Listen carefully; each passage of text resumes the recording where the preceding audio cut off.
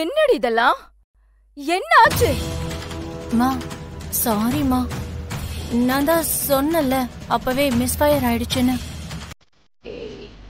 இதான் அந்த ஃபயர்.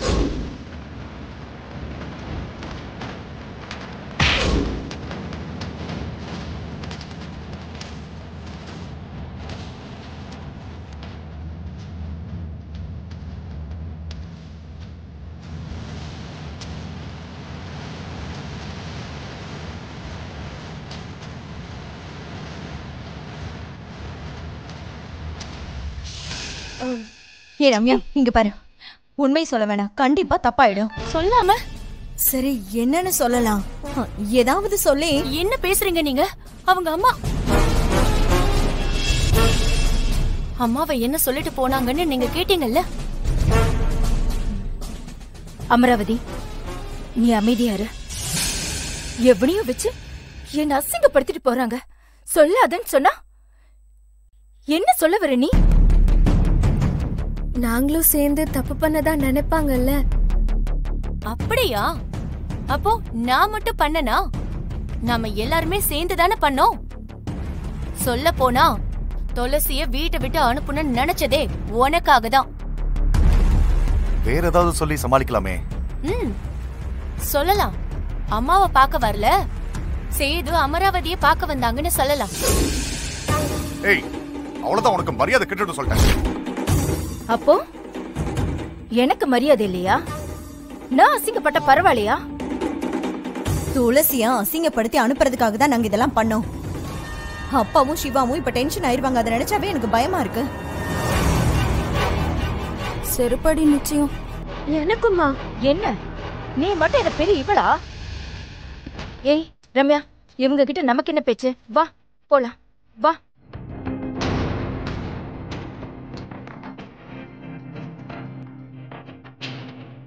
என்ன பண்ண போறோம்? வா, என்ன நடக்குதுன்னு போய் பாப்போம். சிவா, என்ன பேசுறீங்க நீங்க? ஜனனி மட்டுமா தப்பு பண்ணாங்க?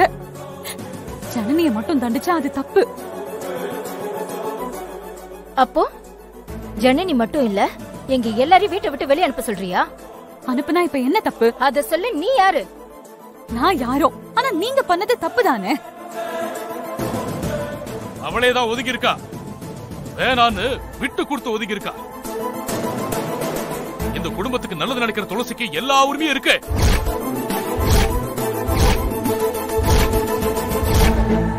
இன்னும் துளசி கழுத்துல சிவா கட்டின தாலி இருக்கு, தெரியும்ல? துளசி இல்லன்னா சிவாவே இன்னைக்கு இல்ல. எல்லாத்தையும் மறந்துட்டு உயிரை மட்டும் பிடிச்சிட்டு இருந்த சிவாவை கொண்டு வந்து சேர்த்ததே துளசிதான். துளசிய பத்தி பேச இங்க யாருக்கும் உரிமை இல்ல, பேசவும் விட மாட்டேன்.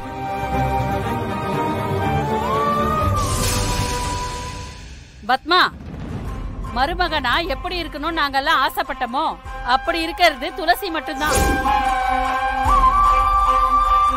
இந்த மலேசியா ஜனனி இல்ல, போனா போகுதுன்னு அவளே விட்டு கொடுத்து போயிட்டு இருக்கா. நீ பேசக்கூடாது. ரம்யாவை பெத்துட்டு நீ பேசவே கூடாது. பாட்டி போதும், நீயும் ஆரம்பிச்சிடாத. எல்லாரும் நல்லா கேட்டுக்கங்க. இதுக்கு மேலையும் உங்களை நம்பி துளசி தனியா விட முடியாது. இனிமே துளசி இந்த வீட்டுல தான் இருப்பா.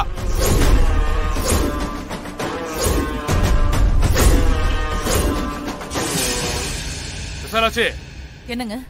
சிவா இருக்கிற பக்கத்து ரூம துளசிக்கு ரெடி பண்ணு.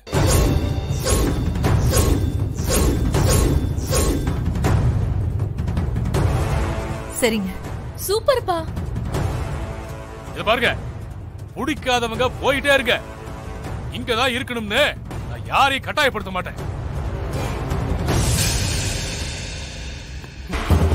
மருமகன்னா இன்னொரு மகன் அர்த்தம். மகனா இருக்கட்டி பரவாயில்ல, மனுஷனா இருக்க பாரு. ஐயா, நானும் சித்தியும் அங்கேயே இருக்கோம். அண்ணி, துளசி, என் மேல உனக்கு மரியாதை இருக்கிறது உண்மைதான்னா மறுத்து பேசாத.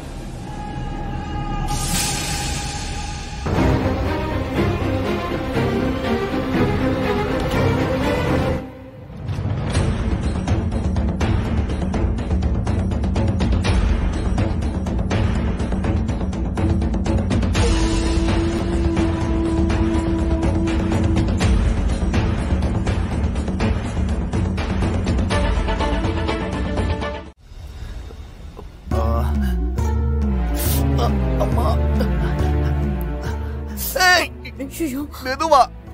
ஷோ எப்படி அடிச்சிருக்காருன்னு பாருங்க. ஐயோ தப்பு பண்ணிட்டோண்டி. என்ன தப்பு?